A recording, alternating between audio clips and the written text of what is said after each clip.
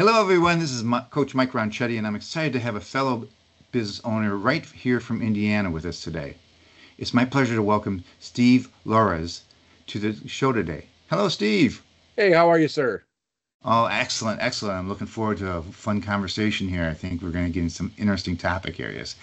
So, hey, let's start out with you introducing yourself and telling us a bit about your personal story, where you're born, where you live, maybe a bit about your family, some hobbies, and also if you happen to think of a funny story your family likes to talk about you, I always love to hear about those. Right on. Yeah, so I'm been living right here in Elkhart, Indiana for the last, I don't know, 10 or 12 years. Really kind of stayed in this area most of my life. I was born and raised actually in Lansing, Michigan, and we came to this great state when I was 7. So most of my memories are right here in Indiana, of course, and graduated Mishawaka High School. Took a little break when I went off to the Marine Corps for a few years and went to Japan and all places like that. But then came back to Mishawaka, really, where I got the opportunity to serve on the police department there. And when I was St. Joseph County Sheriff's Department just before that, they put me through to be as a EMT. So I expanded that out, and that's where I started my very first business. Was actually an EMT service and security service there in Mishawaka, where we did all the ambulatory services for the north side of St. Joseph County for several years until it was turned over to South Bend Fire in the early 90s. But I had taken a temporary job in the car business, which led to a 25-year career of running dealerships and dealership groups and whatnot. Then did a little a side gig where I got an opportunity to work with Camping World and the CEO there, Marcus Simonis, pretty directly. And then went to a different environment completely. It was, jumping in with both feet into a SaaS or software as a solutions company, where in 9 months I became the vice president of that company before starting my own. And that's really led to this serial entrepreneurial world that I'm in right now. Supporting me is my wife, and I've got two younger children at home, Allie and Emily, and they're it's still in the elementary school ages. And I've got a daughter with 3 kids of her own, and married, of course, 3 kids of her own. So the girls get the opportunity to play together as if they're and do as if they're best friends, even though they're aunts and nieces, right? In that respect of things. That's So wonderful. we spend a lot of time, for me, the family, everybody talks, get that cliche about family's the most important thing, but really to me, being an entrepreneur, one of the things I love about it is that I get the time to spend all that time that I want to with the family. So if a school event pops up, hey, there's no way in the world I'm not going to be there for it, right? If they're going to be on stage, whether it's we find out the night before, which happens sometimes in the school systems, then I get the ability to clear off those meetings and those invites and go there and know that when she looks out from that stage, she's going to see both of us. So I absolutely value the family side of that, I think, more than anything else. As far as anecdotal or anything growing up, gosh, there's so many little crazy stories, right? All those fun things that happen. I think if my grandfather, who was a great influence, both my grandparents were, or my grandfathers were, but my one grandfather, I think if he was here right now, he would be the one story that he would remind everybody about was this time we went fishing, right? And I was not, still not a great fisherman by any stretch. I just don't have the practice or spend the time to really focus in on that, right? But gosh, I would have been about my daughter's age now, which is about 7 years old. And we were out on Lake Michigan fishing, and we're doing it off the pier, and he's like, "Hey, let's we'd cast off, and we were catching bluegill, and we were catching them pretty well. It just seemed like every time we cast it off, catching a bluegill, catch another one, and we had this cat that was kind of like poking around and checking out things, and he says, "Hey, why don't you put one of those down on the dock there and see what he does?" And I said, "Okay." So I took it off the line, I set it down, and that cat snatched my fish and took off running. And there I was chasing this cat all through the neighborhood, and he's just roaring and laughing. He's like, "Would you expect that would happen?" I don't know, but I didn't want to take my fish. Right? So, That's great. Wow, wonderful story. Wonderful explanation of your life as well as how you got to this point in time. You got a really, really great story there. Thank you. Appreciate that, Steve. absolutely. So let's get a little bit into the business topic. I mean, you mentioned some things that caught my attention. So tell me about where in your career it came about that you decided, hey, I have the confidence to run my own business. So that's actually, and it's a story I love to share with other entrepreneurs, right? Because it was not I think for a lot of people, they start building up that desire and that interest, right? And then they start formulating out the plan of exactly what they're going to do. That was not my story. I was working for a telephony company. I had built some tech for them. And one of the pieces of tech that I built was it allowed them to be able to really see, and I built the reporting side of it. The rest of the team built the actual dev side of things and whatnot. But I was building out the reporting side, and I had a client that was using it was a dealership group of a few stores, and they said, hey, I love this tool. It's given us insights that we're just not seeing anywhere else. Absolutely love the ability to see everything. But what I really want is a partner that is going to use this and make my website better and optimize my site for this. Right. And I had some experience in the previous group that I had, auto group that I was opportunity to work with. And the opportunity to build out some folks and teach them how to do things like SEO and paid search. And so he's like, I really value your opinion. I would like you to just kind of vet some of these other companies that are out there. And I was like, sure, I'd be glad to do that. Right. As a courtesy, they were long-term customers of the company I was working for. So, as we're going through and we're having these meetings with these different SEO companies afterwards, he would say, well, what'd you think? Or what are they missing? Or what can they, what are the things that they're doing that you think they're going to do really well at? And after the third one, he finally was just like, man, can you just do it for us? Can you just do the SEO? And I'm like, well, bro, I kind of got a full-time job. Like I'm working 60, 70 hours a week. I'm traveling all over the country doing this for this company, right? Like I kind of have a job now. But I said, it kind of stuck with me a little bit over the next day or two. And I finally went back to him and was just like, well, let's talk about what that would actually look like. Right. So there was some things that I had to learn and develop quick. It'd been a long time. I mean, when I say a long time, it'd been over 20 years since I had owned a business. So some things have probably had changed at that point, right? I was kind of aware of that. And things have gotten a lot easier in terms of forming that business and whatnot. The state's done a great job of making those things more accessible to people. But I had to do that. I had to figure out, okay, how am I going to invoice the guy and how am I going to get a bank account so he can pay me without it being a personal, go to my personal account and all these things, right?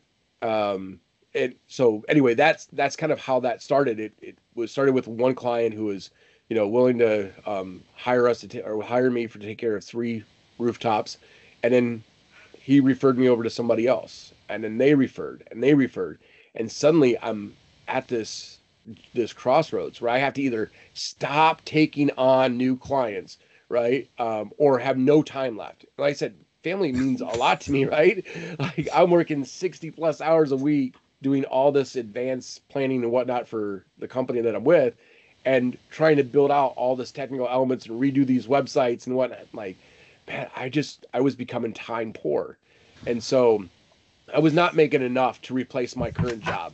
I was not, right? It was just, but at the same time, I was telling my wife, I have to make that choice now, right? Either I'm going to continue down this process and stop working in my current role, or I'm going to have to stop taking on clients. And my wife was almost helpful by saying, do what you think is best. Like, but you understand, I'm going to take a pay cut. Like this is a third of my pay at this point, right? Like it's a major cut. With young kids at home, I was worried about that. But I said at the same time, if I focused all of my energy instead of the 60, 70 hours a week that I'm putting into my current job, what if I put this into the business? How much faster could I scale, right? If this is all that I'm doing, I think I'd be able to do that. And so we took that leap of faith, and that's been over 4 years ago now, right? We started the first company, which was only automotive focused. And then we started finding clientele that we weren't expecting to find us. Were reaching out because of referrals, right? That were non-automotive entities.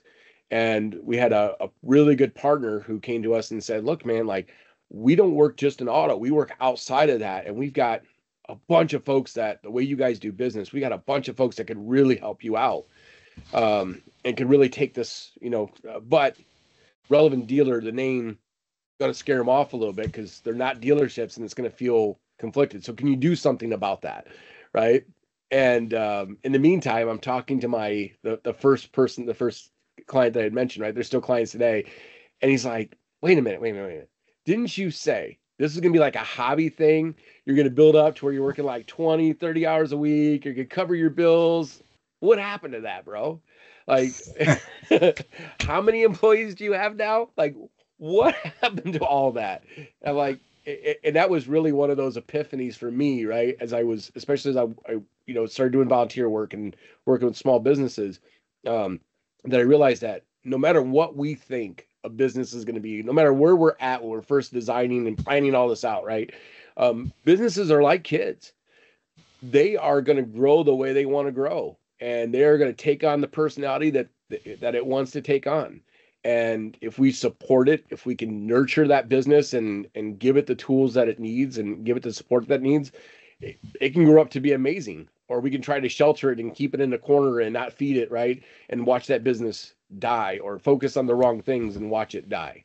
So that was kind of that origin story, and that launched I think we're at 5 companies right now. Yeah, you did a great job of explaining how the germ of an idea grew and then obviously was restrained, and then you fertilized it in different ways and came to some new conclusions of where you want to be in your next X years moving forward, and the origin of Relevant Dealer. I mean, is Relevant Dealer kind of the parent of this, or is there you have a lot of equal children? Yeah, so it was definitely the origin, right? It's definitely the parent company, if you will. And if we're going to do new product testing or development in software, it's generally done on the Relevant Dealer side. But then Relevant Domain is the non-automotive entity, right? So in client count, Relevant Domain has trumped Relevant Dealer. It grew way, way faster, just because it gives opportunities for businesses at a much smaller scale, right? Meaning that they can get in and take care of those basic operating marketing features that they need at a much more affordable rate. Where in the automotive world, it's so different, right? A website's going to cost a dealership $2,500 a Mm. month, right? And they're going to pay that ad infinitum, and have limited control about what that website can do. Where a small business, whether it's an attorney's office or it's a healthcare clinic or a phone franchise or restaurant, right? They can get in and get a similar presence, similar, not exact, right? But they can get into a similar presence without that manufacturer oversight, without the other business oversight with it, and pay, I mean, literally 5-7% of what that cost is. Ah, got it. Thank you for describing that situation. But by the way, for everyone listening, check out the company link in the description included below this area, and also obviously as you look at your LinkedIn account, make sure you indicate that you watched this interview. So just to help out the statistics as well as show us that you saw some benefit from listening to this. Appreciate that. Let's move on to something more personal. Sure. So the whole, I think, our whole spotlight is not only look at the business side of it, but look at the humans behind it, as well as the motivations of others that maybe nudged you or pushed you around or said, hey, it's your call. And like your wife kind of said, I love that. So share a story of where someone pushed you or inspired you that you could do it and that impact they had. Sure. So, and there's several folks that would, I think, would fall into that category, right? I think a big part of that was initially realizing that I cannot do this on my own, right? I could, but I'm not going to be as successful without doing that. And a lesson I had learned earlier, thankfully, earlier in life, was that the more you communicate a goal, the more likely you are to achieve that. Right. So there was one of I think the people that I give the most credit to in a lot of those respects was actually the CEO of that company previously. And his name's Anthony Giannacovo. Fantastic individual who has just a wealth of business knowledge and acumen. Right. And there was many times where I would just reach out to him, and I don't think he realized why I was reaching out to him all the time. Usually I would, under the facade of, hey, just touching base, just seeing where you're at, whatever, right? Those kind of things.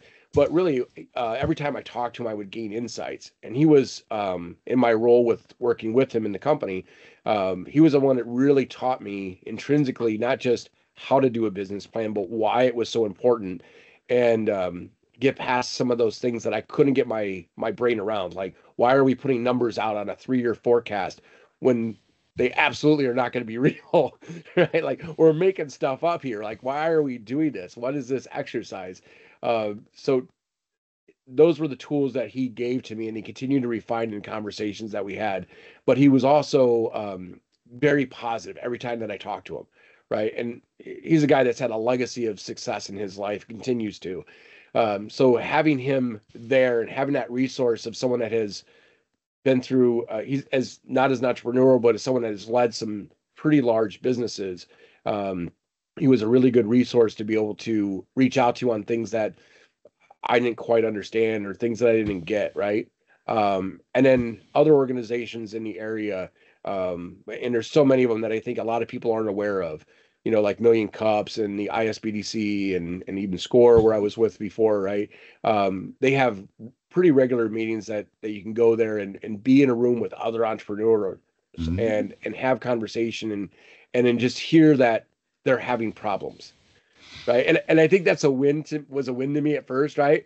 It's just that these are other business owners, and some of them been around, 20, 30 years running businesses, and they're still figuring stuff out. They're still having problems. And that was not to sound morose in that, but it was encouraging, right? Because like, if I'm at the start of this and I'm having questions, they're 20 years into it and they're having questions, right? So if I can figure out these answers, then I can help them and give back to them. And that's really where my involvement with Score went into as well. So. Yeah. Wonderful. Thanks for telling that story and explaining how you got to the point where you are now. We often have the situation where we are trying to identify and ask you this, then pick 3 people in your business journey that have been most grateful for. Who are they and how did they help you? And again, you can not give final last names, just in your mind, and I realize that your background is so diverse, as well as where you're focused now. Like you indicated, you kind of go into the idea that everybody's set up to fail quick, move on from there, but at the same time, learn from it and help others. Just those things. Sure. Kind of like, or tell me about people. Visualize 3 people. And yeah. don't, so obviously my first one's going to be my wife, right? She was supportive in so many different ways, right? And still continues to be, right? She gave me the freedom to be able to make a mistake, right? And with that thought of, hey, if we have an issue, if we need to get past, if we find out it doesn't work, we'll move on, right? So it's okay to fail. And that's a relief, right? When someone gives you permission to fail, that's a relief, because then if it happens, you're okay. But when you succeed, it feels so much better, right? when you see things that are going well. In addition, she didn't ever doubt or question, right? Especially as we went from the first business and we were going to the second one. And then the third one is real estate development, right? Which is completely different than digital marketing and completely different than business assets and all those other things. And, supported me as I went through to get my, the real estate license, and as we're buying properties and, not having a fully cooked plan at all the times, but knowing that there was an avenue for success with that. And then we did the excavation company, right? Because we needed to be able to clear this land. So, found somebody that we were able to work with that gave us that, right? And to be able to manage that side of those teams and to buy the equipment and all those fun things. And I already mentioned Anthony, right? Like, he'll always be that the second thought that comes to mind. And I think third with that would be Jason. So Jason's actually a partner with me in the fifth company, which is a data analytics company, right? So called ClickMetrics, and we've been working together now for about 6 years. Wow. And he's just he's a entrepreneur himself. He's had a very, very successful world in terms of that, right? And we find ourselves just every time in different areas, in the technology side and understanding some of the infrastructures. He introduced me to our other 2 partners that are in that company, which is Mike and Mike, right? And they are the 4 of us just complement each other really, really well in terms of there's things I don't know when it comes to a database infrastructure or a UX, right? Mhm. And one of the mics has that down where Jason has been part of that. He's been in that and built a very successful company. So he's helped to bring in that secondary rationale and that quick answers sometimes for some of the challenges that we're facing with that. Where when it comes to the marketing or the business, some of the other business acumen pieces of it, then he knows that he can rely on me. So we're constantly sharpening each other and motivating each other in a way that almost as if he was in the core with me. That kind of rhetoric that you would expect. Wow. Thank you. Those three are great examples of a holistic group of people helping you out from day one, or from day one meeting when you're moving forward in this current entity. Great. Now I want you to think projection. You mentioned the scenarios of long-term thinking a little bit. As you think about the next 1 to 3 years, what's your number one point of growth or challenge to achieve your goals? That's a great question, and obviously it varies a little bit, but relevant domain is our biggest opportunity for that, right? Mhm. Just simply because it allows us to work with so many more people and help them in so many more ways. So our plan that we're building now for 2025 is really two main parts, right? One is that we want to make the information more accessible for those businesses. So we're starting our content that will be video content like this today, right? Giving the business owners how-to information and to be able to get to that on the site without having having to pay a subscription or things like that. Just give the information we've gotten for free by Hmm. having conversations with other people and make that more accessible to people if they need that. And then secondly, in a completely different direction, we realized that in working with some of our businesses that there's a lot of businesses that want things like drone footage, right? And be able to use drones for that. So in my hobby time, right, which is still, as I think about right my week's space, I always make sure that I'm continuing education. We're continuing, we're focused on family, but then also we've got the ability to have some type of a hobby time, something to be interested in, right? So a few months ago, I actually started down the path for FAA drone certification, so we could offer a commercial drone capabilities for our clients, right? Which has actually led me towards becoming a fixed wing pilot. So I'm starting the Ah, process to become a pilot. So that is those are the two big things that I again, the drone capabilities and then as well simplifying business and giving more resources. I think that's going to make a huge expansion in 2025 for us. great answer. Thank you very much for that. Uh, Jim Rome, a business coach legend in my mind, and he passed away a couple years ago. But at the same time, he's left a lot of gems out there. He said one thing that it sticks with me a lot. We become the average of the 5 people we spend the most time with. As you think about this, what advice do you have for any business owner who's trying to do it all on their own? Yeah, I think and that brings a great point, right? There's a lot of times where we talk to business owners and they've not reached out and established a mentor relationship with people, right? Hmm. And I think often that when we say the word mentor, we think of somebody that is going to tell us what to do and how to do it and those types of things. But those types of relationships don't have to be that stringent, right? So similar to myself, right? When I was first starting that, I had my wife and my kids, right? Like I didn't have that circle of support or that circle of influence to help me to get that. You have to seek that, right? So finding those groups, finding those places where you can meet somebody that's maybe in the same road, maybe a few steps ahead on that road, but on the same road that you're on. So you can share and you can help them in the areas where they may have not quite the same knowledge or understanding, but at the same time that they're providing to you, right? So it's always a give take, right? Get involved in organizations or activities, things like that that are similar to yours, whether it's a conference, in automotive we call them 20 groups, right? And there's so many different opportunities and avenues that way, but invest that time and continue learning because as you reach out and try to understand the things that align with your business, that's when you start meeting other people, right? Make those interactions, even if you're shy or introverted. My wife is a large introvert. She struggles with that, but through the last few years, especially forcing her in those situations, she's come out of her shell. Right. So if that's the business, or if you are an introvert, that's okay. It doesn't mean that you're not going to be successful, but come out of your shell, find those people, start those conversations, right? And start circling yourself with the people that are going to be helping you promote yourself and your business. Nice, nice. Thank you for that great advice. Steve, it sounds like you've been blessed with some incredible people who have helped you in your journey. What would you like to say to them? Uh, all I can say is thank you. I mean, it has been an incredible, incredible journey, right?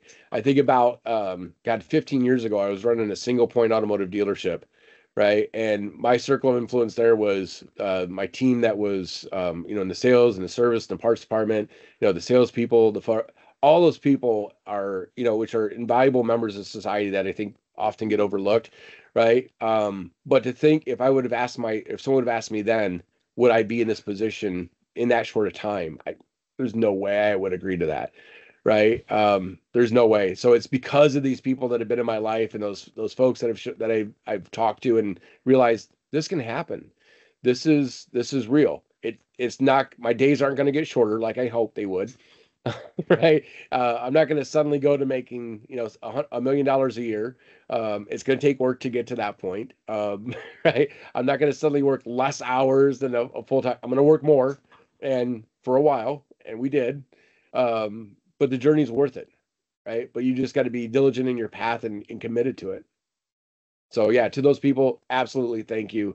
They've all have had led the breadcrumbs and in their own ways have opened the door and been extremely supportive, and most importantly, never told me that I couldn't do it or that it was silly to do so.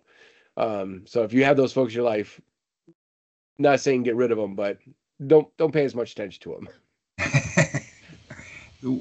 Thank you for answering that in that way too. Steve, thank you again for being on the interview today, and it's been a pleasure speaking with you today. And again, once again, thank you very much for being on our show. Oh, thank you so much for allowing me to be here. It's been a great conversation.